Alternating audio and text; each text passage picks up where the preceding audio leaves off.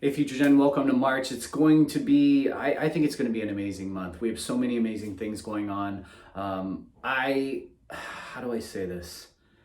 I don't want to say we are celebrating or commemorating, but a year of lockdown, a year of this whole experience.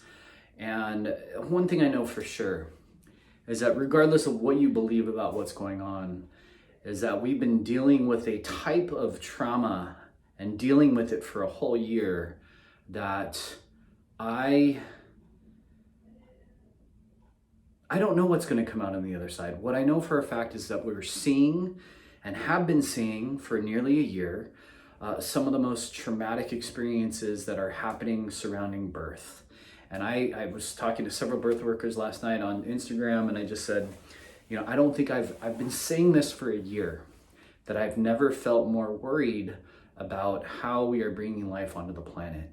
And the big theme of this month is the real causes of birth trauma. Please read the blog. It is something that I literally wrote it over the last several weeks, but it's something that I believe to have been true before the last year.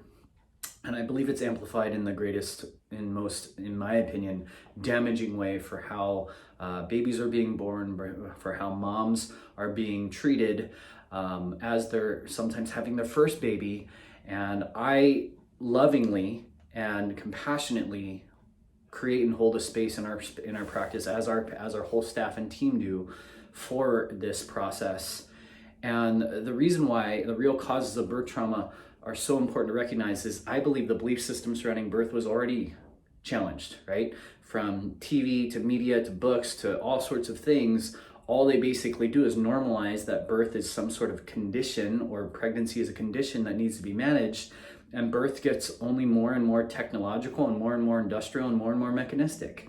On the opposite end is that we have kids that are being birthed through this process. Parents steeped in fear, young women steeped in fear at a very young age, worried about whether or not what birth and pregnancy would be like. And now to this stage, no one really has those amazing birth stories unless they find a practice like ours. Not saying it's just us. It's so many natural providers and so many birth workers out there who are standing up for a lot of these challenging situations. And our hope and our deepest wish is that everything comes out as good as possible, right? And so on the tail end of it is that literally 95 to 100% in certain studies show that in uncomplicated, healthy, non-intervention births, there's trauma that's actually experienced on both, in the mom and in the baby. Obstetric violence is a clinical entity that you can study and research on PubMed, but no one's looking at the babies. And we say, well, babies are resilient and kids, they just bounce when they fall, no big deal. Wrong. We've normalized chronic disease in kids, which we talked about last month. And so what I'll tell you is that the language of the baby is the symptoms and the signs of how their systems are expressing. And what I'll tell you, from digestion to their own mental well-being, with colic and fussiness and sleep issues and not really understanding day and night, to breastfeeding challenges, innate programming that they should absolutely know how to do perfectly virtually every time. Even in a peaceful home birth like my daughter's, we had breastfeeding challenges. It's not to marginalize or stigmatize those that don't breastfeed or those that have challenges, but really finding out where the root cause is coming from is more important than ever.